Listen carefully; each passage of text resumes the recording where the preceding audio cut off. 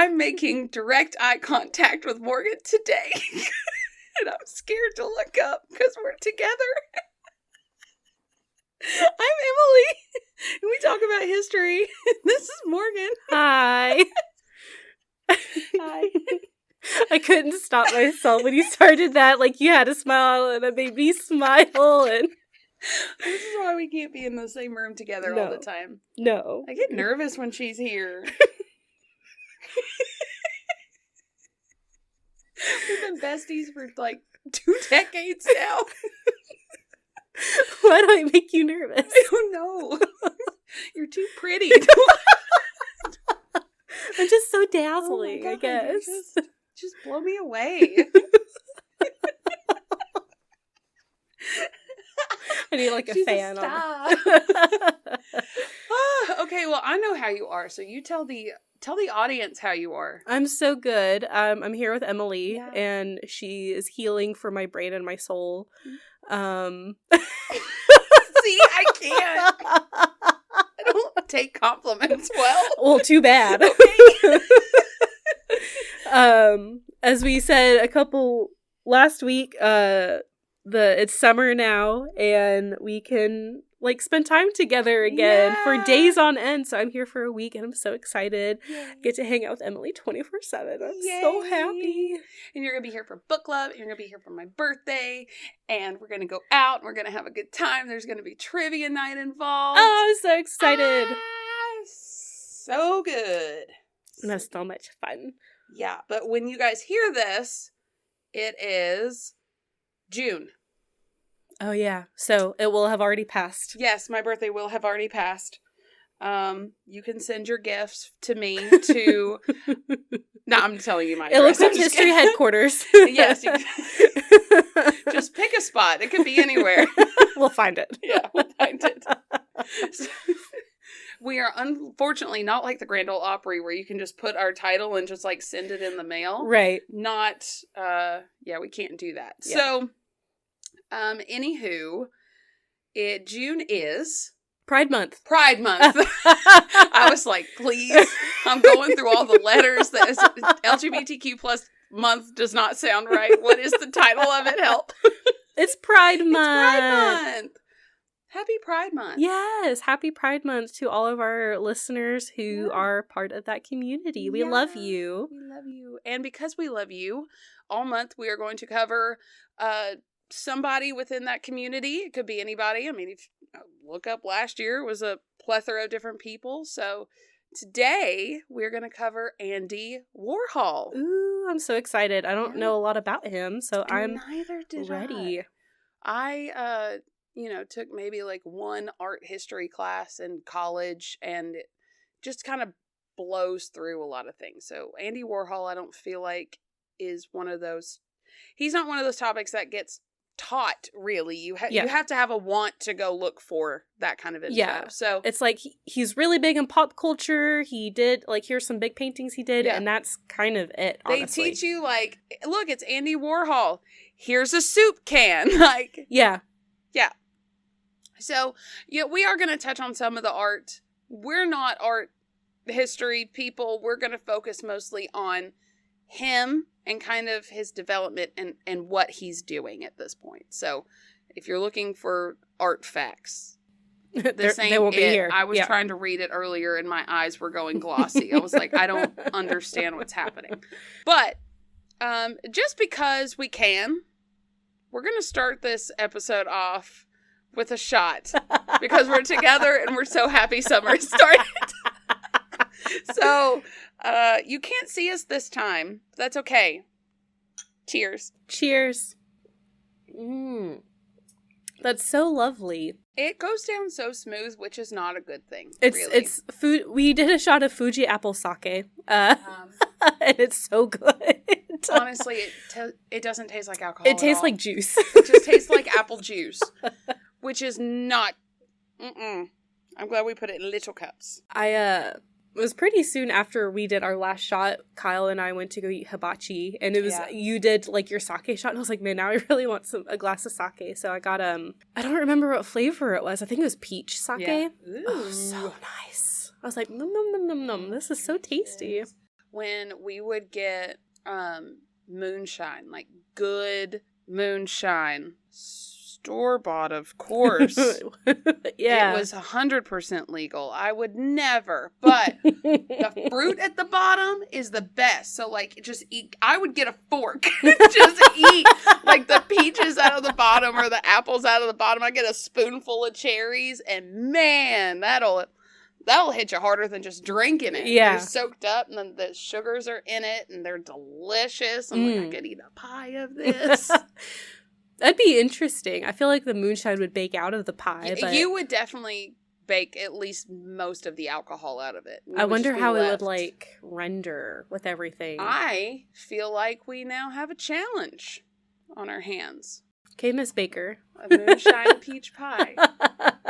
Legal, of course. Yes, of course. No. I'm not going to waste the good stuff on a pie. I'm going to buy that.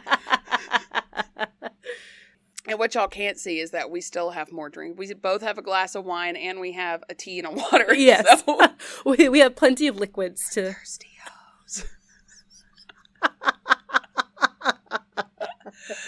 Okay. Let's do the skit 10 minutes in. Let's do it. Two friends were hanging out one day in the living room when an emergency broadcast comes blaring over the TV. Breaking news. Pittsburgh's most famous artist, Andy Warhol, was shot today. We have a crew on site to find out more info. We do know that he is in critical condition and is undergoing emergency surgery. Oh no, poor Andy. Wait, who is Andy Warhol? You don't know who Andy Warhol is? Obviously not. Really? Really? You know the Campbell soup can paintings? The what? I don't even like soup. You've never even seen a can of Campbell soup? I don't go down that aisle. The guy who painted Marilyn Monroe in all those colors? Wait, who's Marilyn Monroe? What? What fucking rock do you live under? A big one, apparently.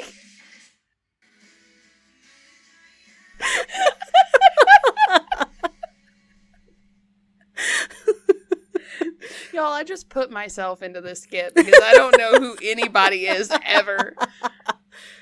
I could sing the whole lyrics of a song and someone's like, oh, this is sung by so-and-so. I'm like, who? Who? I don't know names. Okay, guys, we're talking about Andy Warhol today.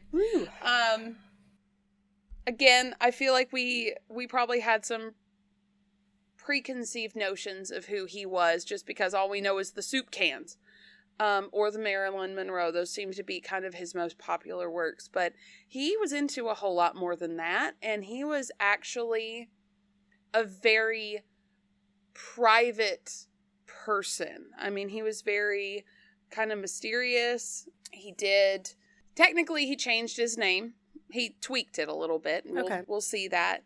But a lot of people say that kind of who he was on the outside and who he was privately were kind of two different Andy Warhols.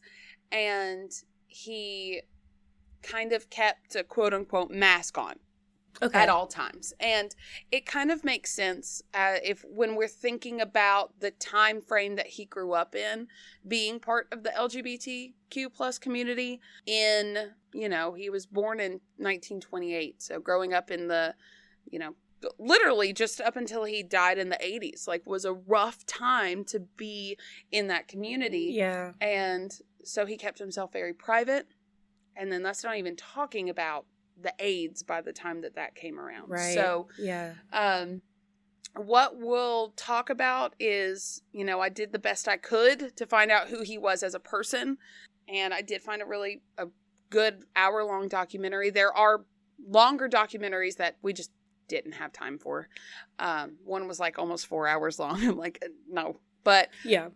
So I feel like I got a pretty good feel of kind of who he was. So he was born Andrew. Let me make sure I'm saying this right. Warhola. The pronunciation changed a little bit. So it's Warhola. So he eventually took the A off. Okay. And went by Warhol instead of Warhola. Okay. So, and he was born on August the 6th of 1928. He was the youngest of three sons born to Andrei Warhola and Julia Warhola. His parents both immigrated to the United States from what is now Slovakia. Okay. And settled into kind of the working class neighborhoods of Upton in Pittsburgh, Pennsylvania. So Julia was an embroiderer and an artist. I mean, she was constantly crafting and making things. And Andre would eventually become a construction worker, but there were work struggles there at the beginning, and I'll explain those in a minute. Yeah. They were devout Byzantine Catholics, and they attended Mass regularly. I mean, I think at one point they lived like 4 miles away from the church, and they would like walk. Oh, wow. All 5 of them would walk to the church. They were that devout. And they did hang on to a lot of that Slovakian culture and heritage. So, he was growing up a delicate child as far as stature and health, and what the documentary said, he was less robust than his older brothers. I'm like, is he a tomato sauce? Like, why would you call him robust? But Andy was only a year old when the Great Depression hit. Yeah. So his dad kind of just had to take whatever job that he could to keep the family afloat. Because he was the youngest, so they had 3 children to take care of. So his dad would be gone for sometimes a couple days working, and they still went to church every Sunday, every single Sunday. And he was fascinated as a kid by the beautiful art that was within the church, the icons, the lights, even the songs, just everything about it. It's very stimulating. And by 1934, so he was about 6 years old at this point, his dad was able to get a permanent job, and their life became way more stable. Thank goodness. Okay, that's good. They were able to buy a house that was like really close to the church, and this is where he kind of fell into like this bubble almost. Because of his health, when he was 8, he contracted chorea, which was also known as St. Vitus's dance. It affects the nervous system and would kind of leave him bedridden for a while, but is a type of dyskinesia, which is a movement disorder characterized by brief, rapid, and irregular involuntary movements. So they can affect all parts of your body, face, arms, legs, the trunk, core area, and it resembled exaggerated fidgeting. So his body would just kind of move upon its own volition. Chorea, it can be caused by different things. Down to like genetic conditions, medications can cause it. Yeah. So who knows how he got it. But people with this condition just cannot control their speech. And this is why, speech and kind of movement. So this is why he spent a lot of his younger years just at home. It took him a while, I think, to get into like the public school. He did go to school, but it took him a while to get there. Okay. And it was within these months specifically that he was bedridden. There was like an episode that he was like bedridden, and his mom taught him how to draw, because what else is this kid gonna do? Right. So he would spend his time drawing, and he was an avid movie fan, so he went to the cinema a lot, and he did attend Holmes Elementary School and would take free art classes offered at the Carnegie Institute, which is now the Carnegie Museum of Art in Pittsburgh. He was shy and unfortunately bullied for being a mommy's boy. Aww. Because he was kind of constantly with her. And so this is kind of, people say that this is when he first started putting on that mask to protect himself from just the mean people around him. Aww. And this is the most like his dad, I saw a picture of him. He looks like a very tough Slovakian dude, like just very manly, and he was not smiling in the picture, and he just looked tough. His dad knew that his son was special, and he put away every bit of his extra money to save up for Andy's college. Aww. Because he knew that he wasn't as robust as his brothers, that he was going to really need a college education. So he like set aside his life savings for Andy's college. Oh, oh, I know. And unfortunately, in 1942, when Andy was just 14 years old, his dad got sick from contaminated water on a job site and passed away. no. So his liver became jaundiced. Oh, which was awful. Yeah. So obviously Warhol was very upset. So upset that he didn't even attend his father's funeral. Oh, man. He couldn't do it. That same year, he ended up starting high school. And his condition still kept him from just doing things that normal high schoolers do. I mean, he didn't go out and hang out with friends and stuff. He was always at home, but he was always working on his art. And he stayed pretty isolated, and he kind of kept to himself and just like watched people. Mm-hmm. So after graduating high school in 1945, he was enrolled in the Carnegie Institute of Technology, which is now the Carnegie Mellon University. Okay. To study pictorial design. Okay. And this is his first, like, they called it a scandal. I don't think I would call it a scandal. It was more of just, like, his unique expression of art and what art means. So, for, like, something, he painted this painting. And he sent this painting into the 39th Annual Exhibition of the Associated Artists of Pittsburgh in 1949. So he was about to graduate, like he was a senior. Mm-hmm. And it was refused inclusion on the grounds of it being offensive. Okay. Okay. Then he resubmitted it to an exclusive summer group exhibition of the Arts and Crafts Center just a few months later. And it actually attracted a lot of attention and success there. So the painting is called "The Broad Gave Me a Face, But I Can Pick My Own Nose." Or like the Nose Picker one. I think he called it two different things, but I liked that name first. And guys, it's literally just like a self-portrait of him, very abstract though, picking his nose. Yeah. And that was offensive. How dare you display a bodily function and yeah. in art. Get your boogers out. So then he did in 1949 graduate with his bachelor's of fine art in pictorial design. All right. So the same year in 1949, he was very nervous about leaving his mother because he was still living with his mom at the time. But he decided if he was going to, be a successful artist, he was going to need to move to New York. So he had $200 and he moved to Manhattan, which was not very nice at the time. It was really rough. He moved in with roommate Philip Pearlstein, who would go on to become a very great painter. Definitely look up his work, Philip Pearlstein. I Googled him because I thought they said Philip Palestine. And I was like, who? No, Pearlstein. So I think it was about maybe 2 years after he moved to Manhattan, his mom just randomly showed up at his apartment and was like, I'm moving in. Oh, wow. Okay. So she did. We'll talk about her more, but she stayed with him for the next 20 years. Oh my God. She just stayed at the house and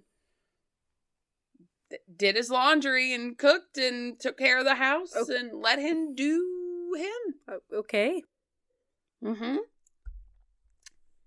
And apparently she had a very unique handwriting style, which was actually standard for how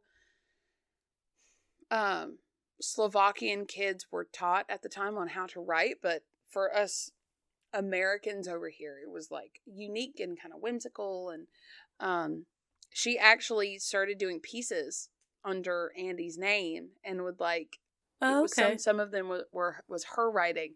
And she ended up with the Certificate of Merit from the American Institute of Graphic Arts. And she apparently designed the album cover for The Story of Moondog. I don't know exactly what that is, but she did some things. Well, she that's was very cool. artsy. And he landed a job with Glamour magazine in September, and this jump-started his 1950s career. He literally just walked around with his sketches to these like places and is like, look what I can do, hire me. Oh, wow. And Glamour loved it, gave him a shot. When those commercial pieces came out, he was in high demand. He became one of the most successful illustrators of his time and won numerous awards for his work in the 50s. And his clients included Tiffany and Company, Oh, wow. New York Times, Miller Shoes, Bonwit Teller, Columbia Records, Fleming, Joff, NBC, more than that. Wow. Yeah. And a lot of his commercial work was based off photographs, but it was actually really cool to see the difference between like his commercial work and like his personal work. Mm-hmm. And it was around this time that he started taking the A off of his name and going by Andy Warhol instead of Warhola. Okay. So one source said that it just sounded a little more American and less foreign, and people were, well, people have opinions. So right. So he bought his first house in 1960, and of course his mother moved in with him and just like lived on the lower level, and they had, it was like a 4-story house, and he had like the other stories. And this is when he started turning down a lot of the commercial business because he had made enough money where he could just kind of do whatever the heck he wanted to do. He didn't have to follow under like corporate guidelines Right. and expectations. Right. And I thought this was so cute. So the documentary I watched had a lot of interviews with his nephews who look a lot like him. The genes are strong, but yeah, Andy Warhol just had like a look to him. Mm-hmm. Very unique. And they talked about just going over to see Uncle Andy. And he like would, at 7 and 9 years old, he'd have his nephews like stretching canvas for him over the things and putting him to work and making them, letting them, not making, but letting them help. And it just seemed like a very tight, close-knit family. Aww. And they only had good things to say. And one of his nephews was like, yeah, at the end of the day, it was just Uncle Andy. Yeah. I mean, they don't think he's special. No. They would go over there, and they called their grandma, so Julia, they called her like Bubba, which is cute.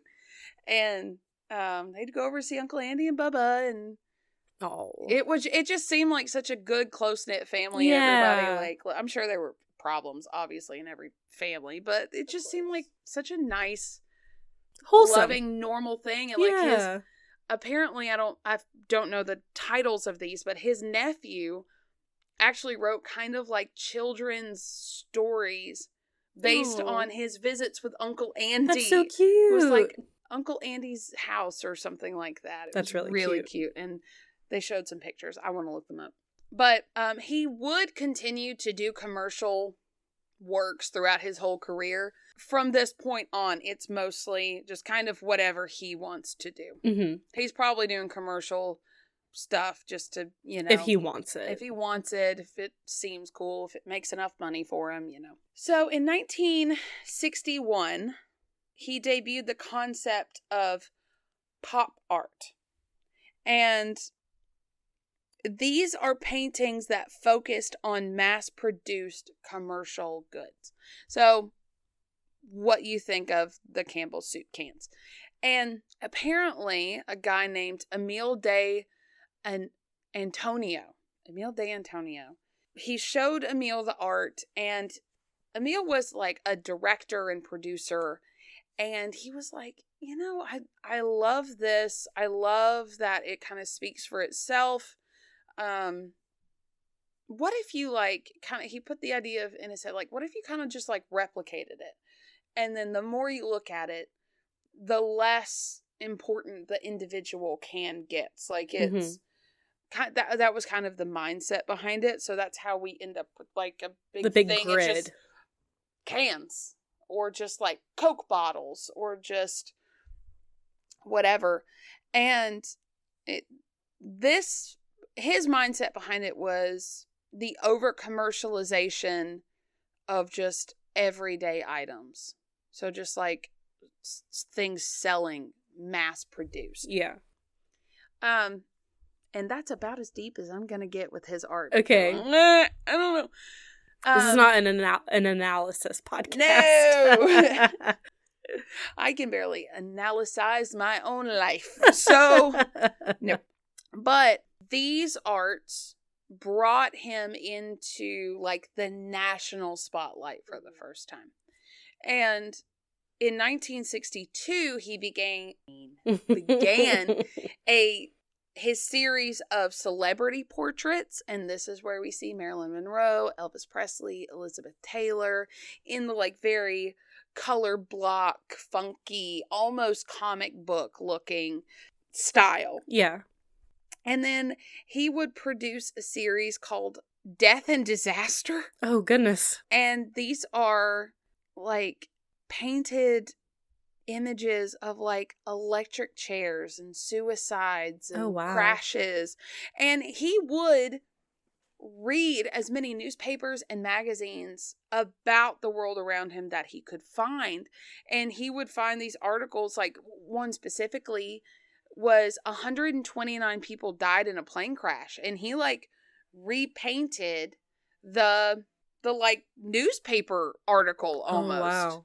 He had this like weird fascination with kind of death, not just death, not like a weird morbid fascination that like us women are weird about, like true crime. Yeah. It was more of like the commercialization of death, how the media is not scared to to capitalize on death and destruction. Yeah, and tragedy. Like they print these headlines to sell newspapers, right?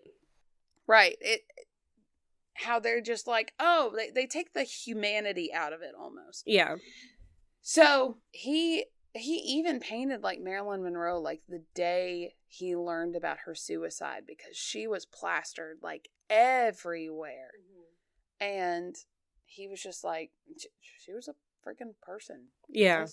And so he had an art show at the Stable Gallery. He was so popular. He had a buyer for almost every one of his works. Wow. Which is insane. And this is where we meet the first boyfriend. I don't think he ever came out and officially. There's one that I think I would for sure call a boyfriend, but a relationship. A known relationship. I don't know who he had going on in the background, but this one was known. And he was a name man. That sake is hitting. Yay. So, a guy called John Giorno. Sorry, I'm not very good at Italian names, or any names for that matter. The first time he met Andy was, John met Andy, was at his Stable Gallery show, and that was in 1962. Okay. So it was at a friend's dinner party around that time. They really got to know each other. And for the next 2 years, they were very close. I mean, saw each other every day, every other day. Apparently, on Memorial Day weekend in 1963, they had gone away for just like a weekend or a trip or something. And he woke up and found Andy staring at him, which would be a little concerning. Like, I'm asleep, bro. Yeah. And he said, quote, he took a lot of speed in those days. Oh, no. That's where the idea for the movie came from. And he was looking for just, obviously, artists look for inspiration everywhere. And on the way home, apparently, Andy had asked him, would you like to be a movie star? And he was like, of course, I wanted to be just like Marilyn Monroe. So this kind of kick-started the movie version of Andy Warhol. I didn't know he made movies. I didn't either. Yeah. So, around this time as well, he started The Factory. Now, The Factory has a couple iterations. It started out first here at an old firehouse. Okay. And again, we're still in, like, New York. So, in 1963, he moved, like, his studio to this old firehouse. He was outgrowing his home. Mm-hmm. And he still had his home, but his, he needed to upgrade. He needed another space. So, not too much to talk about as far as, like, the firehouse. It was kind of new beginnings here. Okay, I have a quote from John Giorno, and I will just read it. It's kind of long, but not too long. So, the end of 1964 was the end of my relations with Andy Warhol. We would soon be distant friends, occasionally meeting at parties. Andy went on to bigger and better things. At the time, I seemed like I was being exploited, sucked in, chewed up, and spit out. Everyone always accused Andy Warhol of exploiting people, but the name of the game is exploitation. Andy exploited us, and we exploited him. It always worked both ways. We exploited Andy to become famous, which seemed the only real proof of being loved, but it was the 1960s and we were young and didn't realize the other real proof was money. Andy understood both.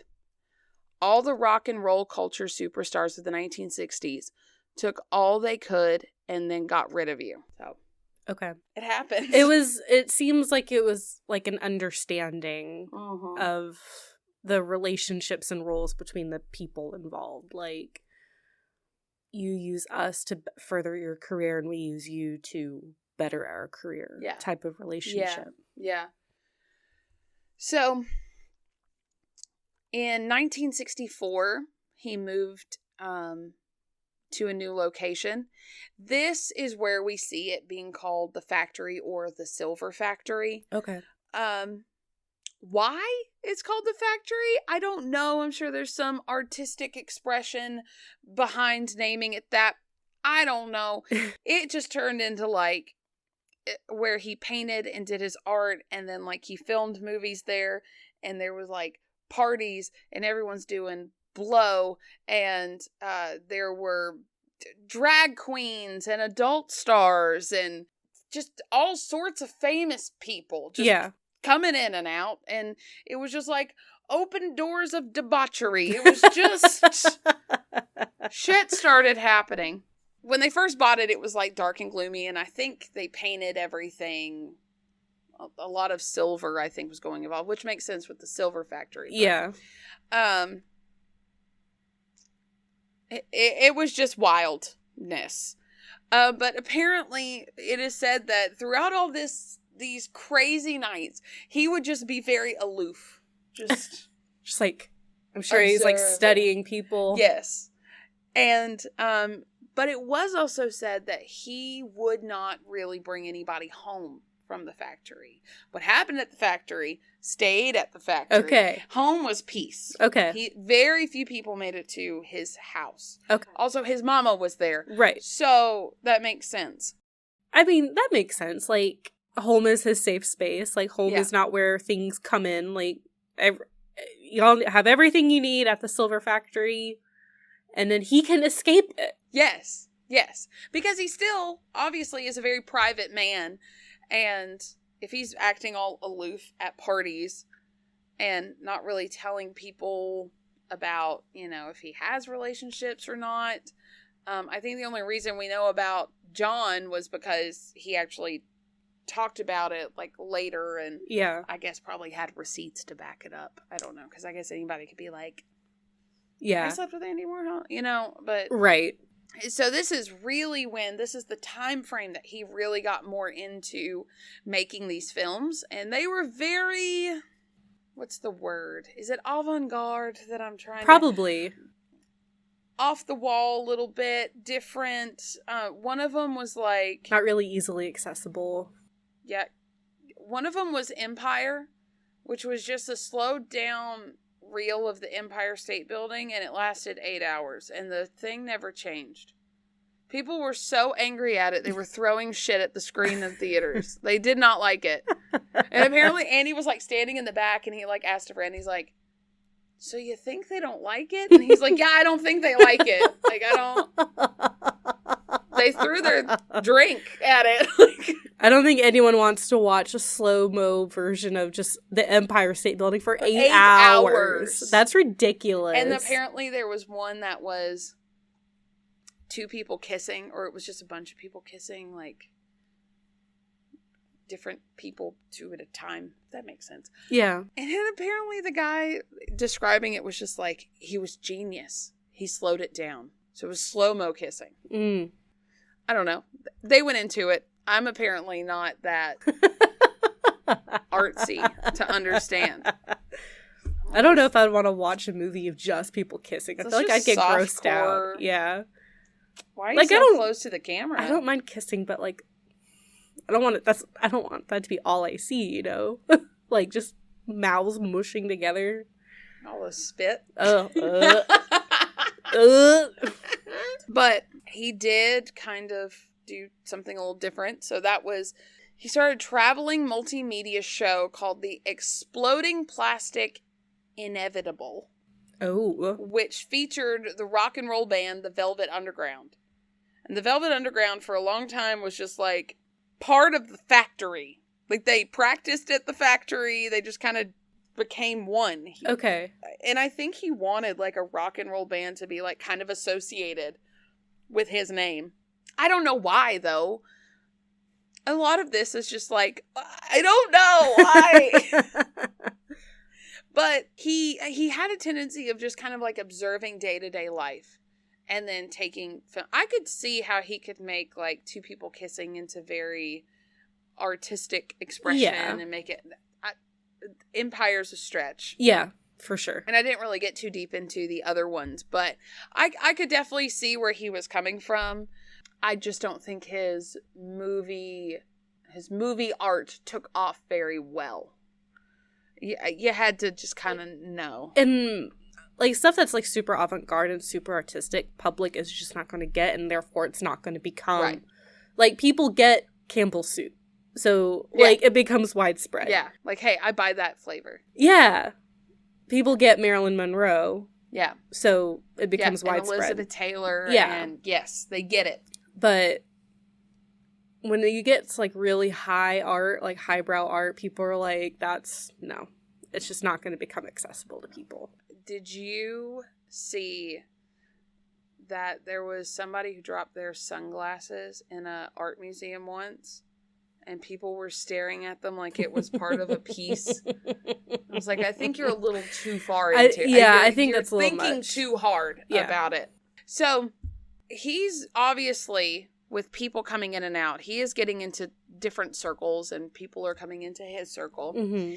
And a guy named Edward Wallowich and 2 of his siblings, John and Anna Mae, began their careers in the New York City's Greenwich Village area. If you want to know more about that Village area, listen to last year's bonus episode. The Stonewall. Episode. Yes, the Stonewall riots. But Edward was kind of in his circle, and Andy became close.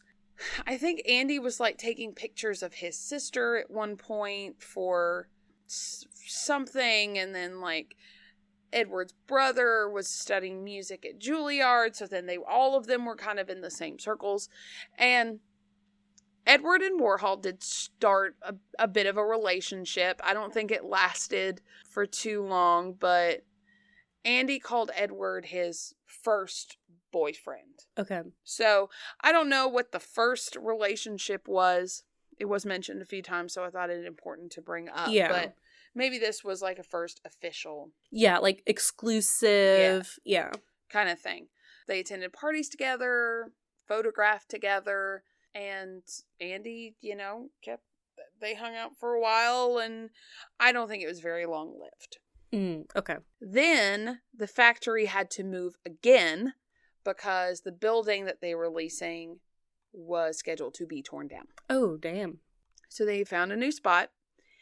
And then, right after they started, right after they, or right before, either right before or right after they moved, around this time, Jed and his fraternal twin, Jay, Jed and Jay, oh my gosh, Johnson. Jed and Jay Johnson. Okay. They ended up a story. They ended up in New York, and they are twin brothers. Okay.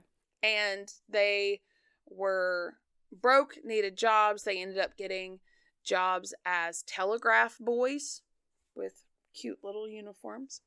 And apparently they went to the factory, both of them, in 1968, delivering a telegram. And Andy was like, I like y'all. Do you want to come work for us? Because I guess Andy thought they were cute or whatever. But Jed, their first duties were like sweeping the floors, stripping the paint from window frames, and, you know, build shelves and organize stuff. And I mean, they were actual employees. Yeah. So Jed comes up later. Just that's how he showed up here. Okay. So on June the 3rd of 1968, they have moved into the new factory. Okay. And there was a woman named Valerie Solanas, who was a writer and had appeared in Andy's film, I, a Man. And she had given Andy a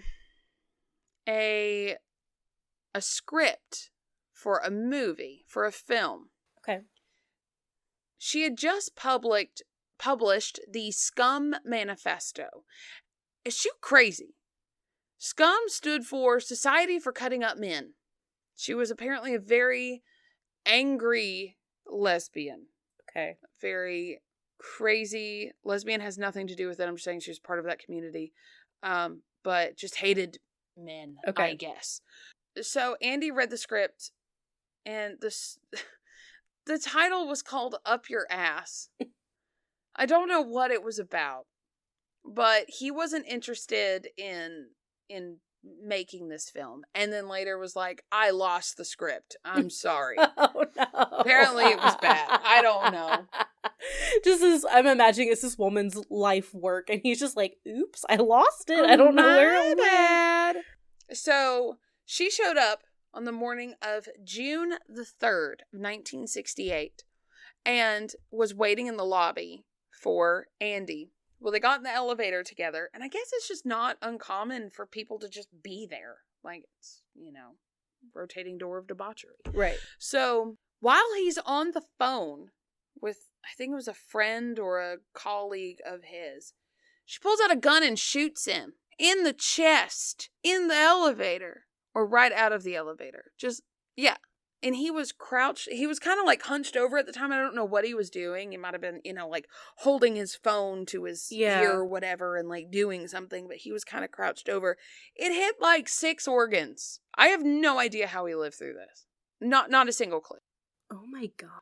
So it took the ambulance a while to get to him. He almost died. Oh my God. They operated on him for like 5 hours.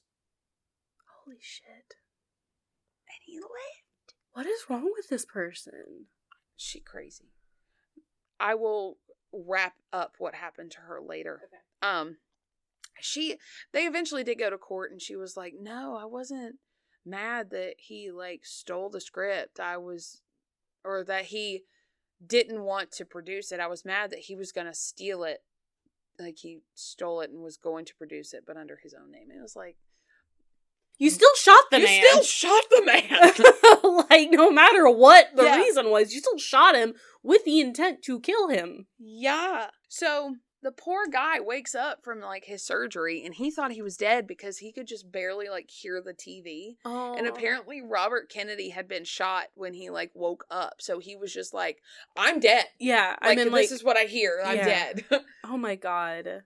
But he lived. Okay. Apparently, his nephew said his brother went and stayed for a couple months with him. But Jed was actually at the factory when he was shot. And then Jed ended up moving in. There had been some talk that there was a bit of a relationship there beforehand. But Jed actually ended up moving in with Andy and basically becoming like devoted house spouse. Okay. Literally lived there for like 12 years. Oh my God. Like very committed relationship kind of thing. And they like bought another house together, and they got like 2 dogs together. Cute. And the dogs' names were Archie and Amos. Oh, that's so cute. Yeah, I know.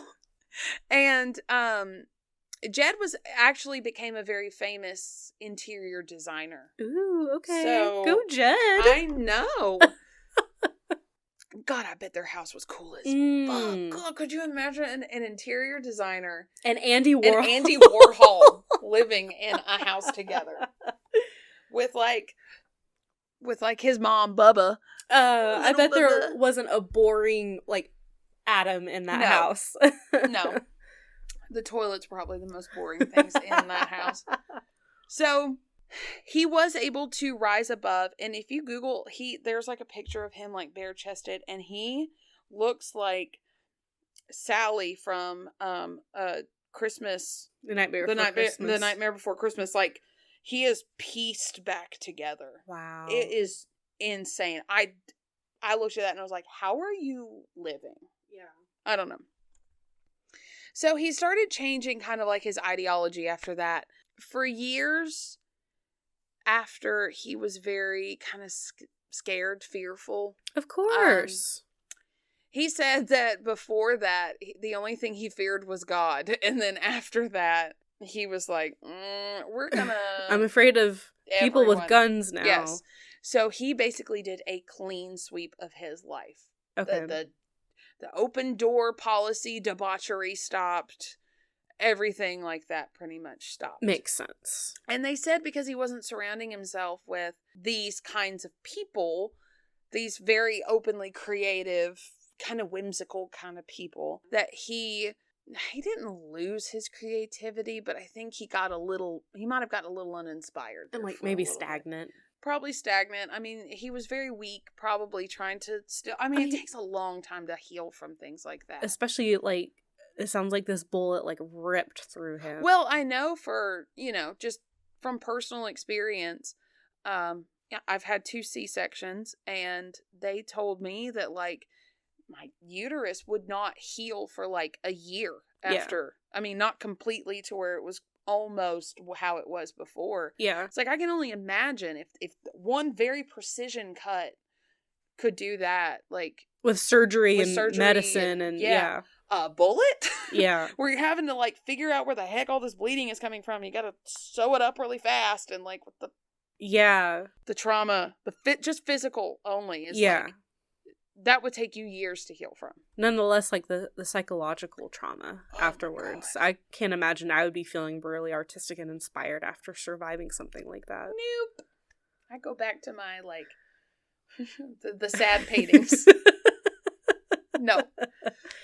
The 70s were kind of like, he wasn't doing his normal thing. Mm-hmm. He did co-found Interview, which was a magazine devoted to film, fashion, and pop culture. That still continues to this day. Oh, that's really cool. And Interview just, it just all about pop culture, basically. So that's really nice. He did have that going for him. Yeah. And unfortunately, it was I wrote 1932, and that's not correct. 1971, 1972, his mom's health was not doing good. Oh, no. It seemed, from what I read, that she was suffering from dementia. Oh, no. And she had, it says here, she was really difficult. She had medication she didn't remember to take, and she would make a lot of demands. She would just leave the house without knowing. Oh, no.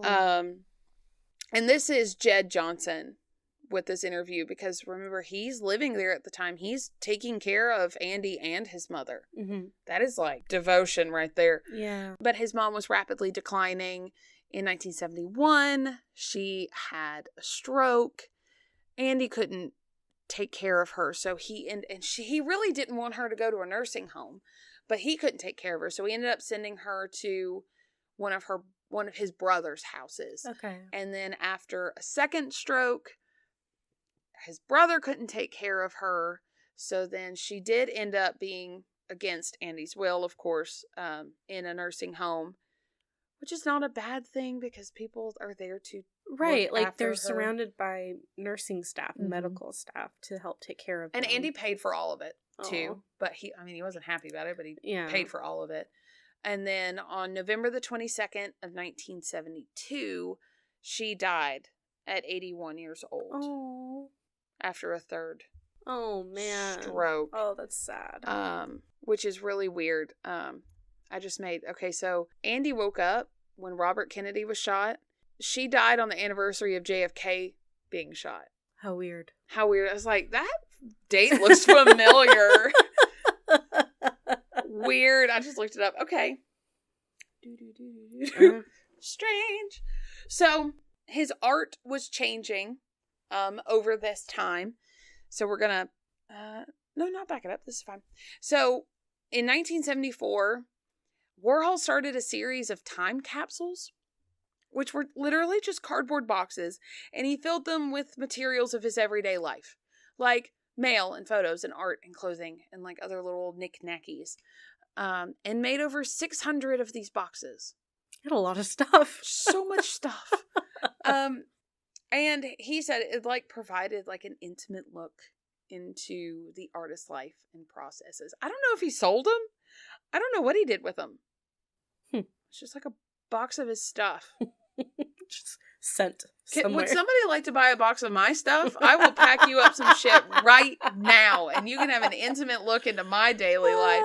It'll be like chip bags, a handful of Legos, a handful of Legos, some candy wrappers, maybe a pizza box. You don't know. Just trash. I was about to say, turns out we eat a lot.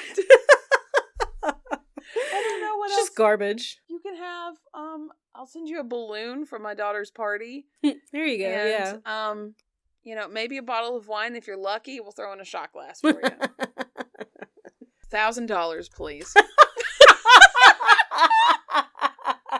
Hey, art costs money, Morgan. It does. You're right. One man's trash.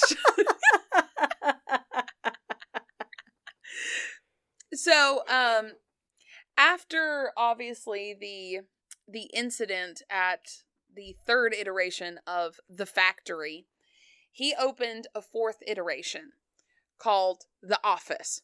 And this was the final iteration of The Factory. A very closed door policy on this one. Yeah, I'm sure. It was more of like what an actual working space should be. Yeah. And he ended up carrying like a tape recorder and like Polaroids with him everywhere. He recorded everything, like either audio or he would take pictures of everything.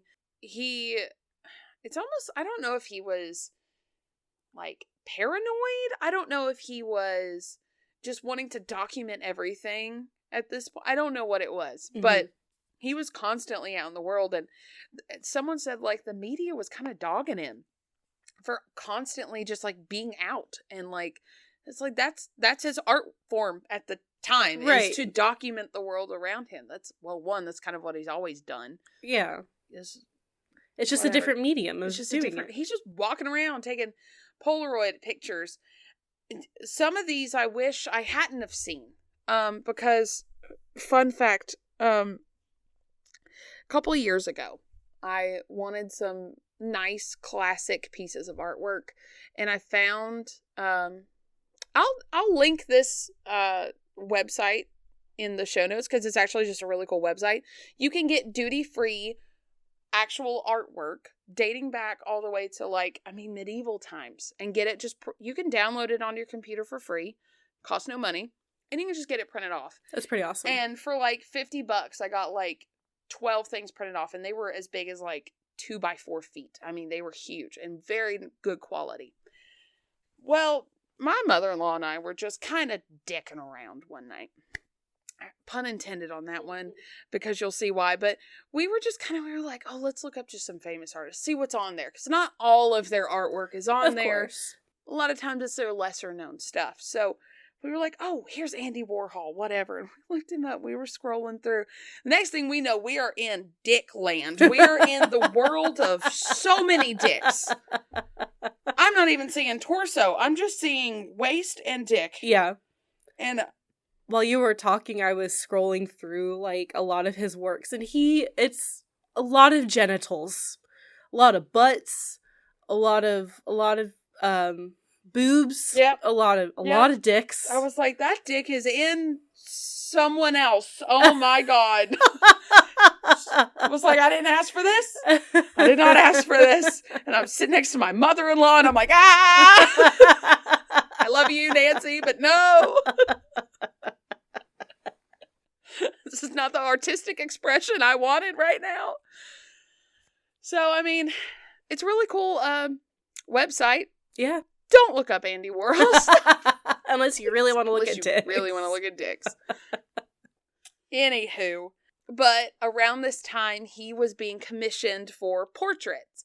So, like Mick Jagger, John Lennon, Grace Jones, Liza Minnelli. I mean, if you were famous at the time, you got an Andy Warhol portrait. Yeah, you got an Andy, and they were selling for like, so much money. People were paying for these, and it's like he just has a camera. Yeah, calm down. I do it though. Not gonna lie. They very much overshadowed the darker side of his art at the time. So it was like fun, haha, commission portraits, whatever. I think he would actually like take a picture and then like paint it. But the other like darker, there was one that was called Shadows, and they're not scary, but they're kind of not creepy. They're just dark. Yeah. And I think it kind of shows kind of where he was at the time. Around this time as well, Jed and Warhol started to have some major issues. When Studio 54, which I feel like we need to do a whole episode on Studio 54, when that opened in 1977, Jed wanted to stay home and be a little more private. Andy was going out. Jed was trying to steer clear of crowds. Andy's in it. He's at Studio 54. And it was said that at times Warhol had trouble keeping his hands to himself. I don't think Jed liked that very much. Yeah. Apparently on Christmas one year, Jed showed up to the factory with like bruises on his face. Oh, from no. Andy the night before. Oh, how awful. And 3 months later, Jed actually attempted suicide for the second time. No. He overdosed on Quaaludes. Oh, Sorry, no. Can't talk. And had locked himself in a closet. But Andy did call his twin brother. And by the time Jay made it there, Andy had left, but they were able to save Jed. Everything was fine. He ended up seeing psychiatric help after that. But then Alan Wanzenberg and Jed founded Johnson and Wanzenberg Design Company. Okay. And it seemed like after that happened, Jed started he still lived there, but distancing. But he was growing big. I mean, he got commissioned by Barbra Streisand. Wow. And Mick Jagger, Jerry Hall, and other big name celebrities. And in the last few years, it was kind of reported that, maybe Jed and Watzenberg had, more than a professional relationship, which, even possibly Andy might have approved of, but I don't know for sure, so I'm not going to say. Jed did end up moving out in 1980, and I think Andy, it hit him pretty hard. Yeah. Because, they've been together for 12 years at that point. He was very heartbroken. His new obsession immediately after that was his body image, and he kind of went on a weird, a year of dieting, and he only needed to lose 4 pounds, but he ended up losing 25 pounds and was oh, wow, depressed eating. He by 1981 he was bedridden with what doctors called walking pneumonia. Oh no. And another infection. It was the flu. He was 110 pounds. Oh my God. At this point. Yeah. Now, they did keep in touch. Jed and Andy kept in touch. They were still in, like, kind of the same circles, and they alternated weekends with the dogs. Oh. How cute is that? Oh. They did it for they called it their canine kids. Oh. Canine kids. Canine kids. So after that, Andy, I think he really wanted the love. So he said, quote, this is Andy, quote, "I decided that I should try to fall in love, and that's what I'm doing now with John Gould, G-O-U-L-D, Gould. But then it's just too hard. You think about a person constantly, and it's just a fantasy. It's not real. And then it gets so involved." So he tried. So these two men, they met, Andy and John met in 1980 at a New York exhibition. Warhol was immediately like, "I really like you." Gould was 27 at the time. And an executive at Paramount Pictures in LA, and was passing as a straight man. Okay. For reasons, because 1980. I'm just thinking of, like, I mean, they're adults, so that's fine, but, like, that age gap, he's, like, Andy Warhol's in his 60s by now, right? Yeah. Or almost 60? He was born in 28. Okay, so he's, like, 54. Yeah. Ish. Yeah. That's still, like, I mean, again, adults, it's fine. Whatever. Yeah. It's just, like, kind of a big age gap. It is a big age gap. 27 to 58 or 54. When Jed was first moved in, he was, like, 20. Oh, really? Mm-hmm. But, whatever. But just after 4 years, in 1984, Gould was diagnosed with AIDS. Oh. Andy did not take it very well because he was obviously afraid of this illness. Yeah. By 85, the relationship had crumbled, and Gould moved back to LA, where he died a year later at just 33 years old. Oh, that's so sad. I mean, he's our age when he died. Ridiculous. Oh, I hate that. Gould would become his last relationship and did inspire some of Warhol's pieces even after Gould's death. I don't think that he really, not really anything you can do about the AIDS, but, So, in the mid-80s, he would go on to collaborate with Jean-Michel Basquiat? I don't know how to say his last name. And Keith Haring. And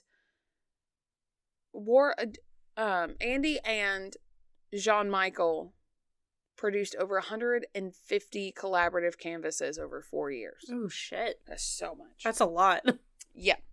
He had TV shows, Andy Warhol's TV and Andy Warhol's 15 Minutes, aired on Madison Square Garden cable television and on MTV. He just continued doing art.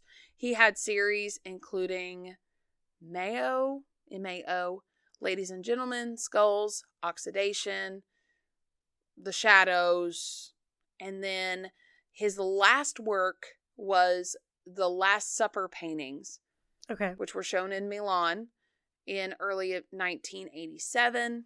Towards the end of his career, of his life, his works began to become more openly religious. Mm-hmm. He kept the religious parts of him obviously very private. He never talked about, I think some of his friends were like, we know he's going to church every Sunday. He just doesn't tell us he's going to church every Sunday. Yeah. Like, we know. Yeah.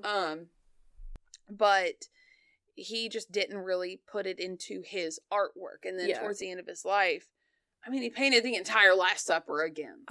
When I was looking through the gallery pieces, there was just this one section where it was a ton of religious imagery, just like over and over and over and over again, of all different kinds, like some sketches, like some kind of rough paintings, and then there was one where like he had like gotten a bunch of like little figurines to look like the Last Supper, and like took pictures of the figurines, a lot of different kinds of stuff. Very, very religious towards the end. Yeah.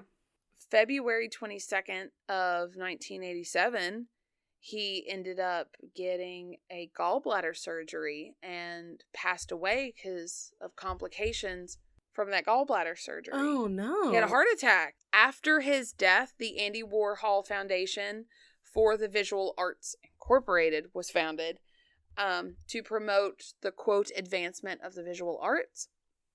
And the Andy Warhol Museum was announced in 1989 and opened in Pittsburgh in 1994. We should go there. We should. So after his death, they actually found out apparently he'd been going to homeless shelters and like hanging out with the homeless people all day. Sometimes. He was just doing shit in the background. That's what we should all do. Yeah. It's just do good shit in the background. You don't need get to no recognition post for it. You don't need to get, like, thanks for it. Like, true altruism is without...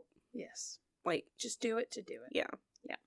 So, after his death, let's get some recap on some of these people that I've kind of left you hanging. Yeah. So, John Giorno... He didn't actually see him much after 1964, when they kind of split ways, until the last year of Andy's life. They had reconnected and they saw each other like a lot, like over a dozen times in 7 months. Aww. And John said, I'm glad now that I did see him and talk to him before he died. Not the sweetest. Okay, so Jed... After Warhol died in 1987, Jed continued his professional connection with, like, the circles, Warhol, the same people he had been, and joined the Andy Warhol Art Authentication Board in 1995. Okay. So probably to identify, Andy's works. Legitimate works, yeah. Unfortunately, in 1996... Jed died in the explosion of the TWA Flight 800 from Long Island to Rome. It killed all 230 people on board. Is that not it? What? Oh my God. And later that year, he was inducted into the Interior Design Magazine's Hall of Fame. Aww. And a tribute in Architectural Digest said of Johnson's interiors, quote, his rooms were never excessive.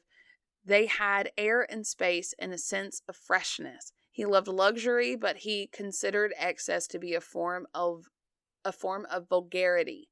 He was a natural editor, and he edited himself best of all. And his brother paid tribute by taking over the design company for at least a decade. I love all of this. I know. That's so sad. I know. So, Edward Wallowich, I could not figure out what the hell happened to him. So just disappeared off the face of the earth. He was like a photographer in the New York City area. So he had like a career and stuff, but I couldn't figure out what happened to him, especially in relation to the two of them. So Valerie, Miss Crazy Lady. Yeah. She underwent psychiatric evaluation and was diagnosed with chronic paranoid schizophrenia. Oh, damn. So, no wonder she was crazy. Yeah. In June, she was deemed fit to stand trial. They found her guilty for, quote, reckless assault with intent to harm. No, she almost killed him. You tried to kill him. What? That was attempted murder. Yeah. Anyway, she was sentenced to 3 years in prison with 1 year of time served. Now, listen, she actually ended up, towards the end of her life, I didn't go to it, I was like, she ended up kind of destitute and died in a hotel. Aw. So, like, it's not great for her. She was arrested again for, like, assault, I think. Well, clearly this person's mentally ill. She needed mental help. Yeah. And I think because of the circumstances of her probably sexuality, deciding to post, put out the scum things, the scum manifestos and stuff. I don't think anybody was willing to help her. Yeah, and that's really sad. It is really she sad. needed a lot of help. She did need help. But one final quote to leave you with. Andy said, quote, if you want to know all about Andy Warhol, just look at the surface of my paintings and films and me, and there I am. There's nothing behind it. Oh. End quote. I feel like there's way more behind it, Andy. Yeah. There's you got depth, dude. You're not just your paintings. You're so much more No. than that. No, but I could see how, that actually speaks to who he was as a person. The mask was on. Right. All the time. Yeah. Who he was behind closed doors was not who we got as the public. Like, what we got was, like, the Andy Warhol persona. Mm-hmm. And that's probably what most people got, like, that knew him. Yeah. He wore, like, a wig. Like, that hair was a wig. Oh, really? Yeah. Wow. He wore different wigs. His art was so interesting. Mm-hmm.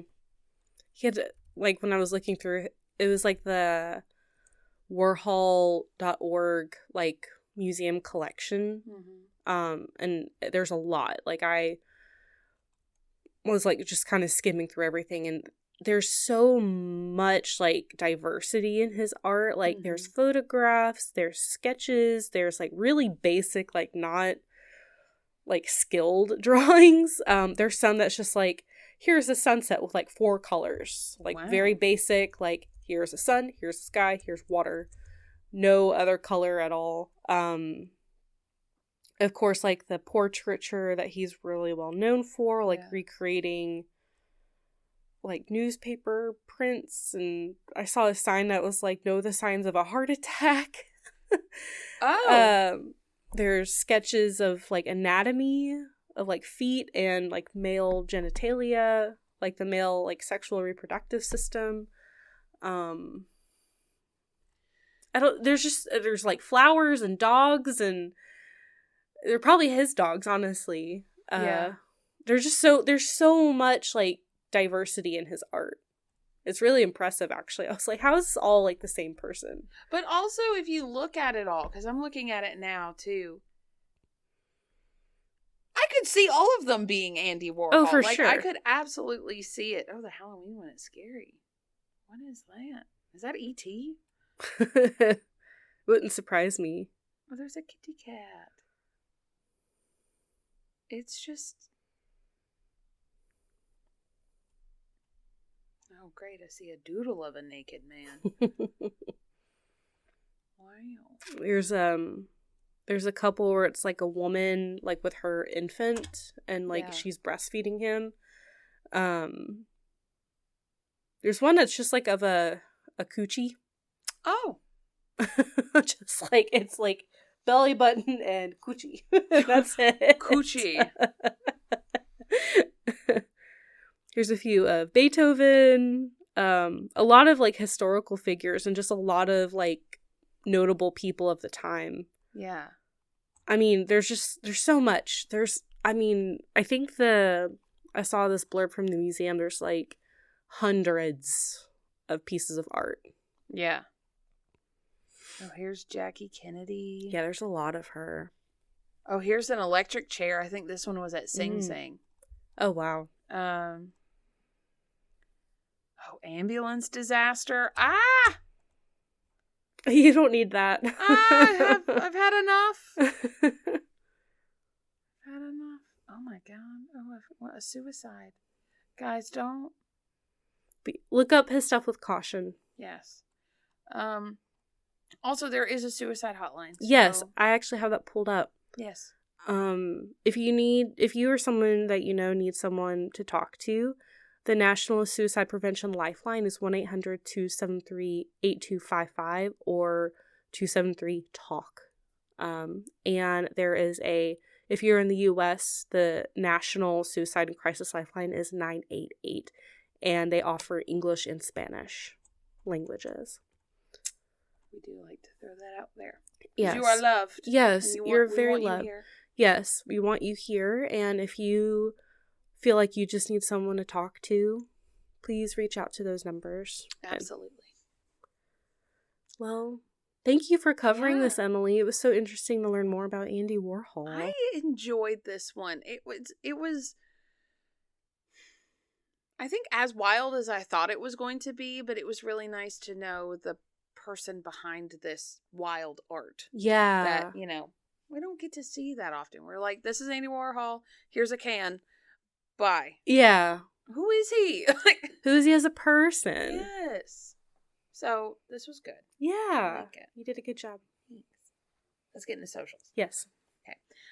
If you like this, find us on Facebook, Ill-Equipped History podcast group and page. Instagram, at Ill-Equipped History. TikTok, at Ill-Equipped History. Gmail, illequippedhistory@gmail.com. and Patreon. Patreon.com/Ill-Equippedhistory. I have the easy ones to remember, and I still can't remember them. Apparently, you can find us at your local liquor store, because I'm not doing okay after that shot. Oopsies. Yeah, so if you have art, do it. Paint. Be artistic. Yes. Like, if you want to paint a bunch of dicks, paint a bunch of dicks. Like Andy Warhol. Dicks. Take a picture of dicks consensually. Yes. Don't look them up with your mother-in-law for sure. On purpose or otherwise. Proceed with caution. Yes. There's a lot. Yes. And, I don't know. If you split up with your significant other and you have dogs, definitely do split custody. Because that was cute. I know. The doggy. Okay, bye.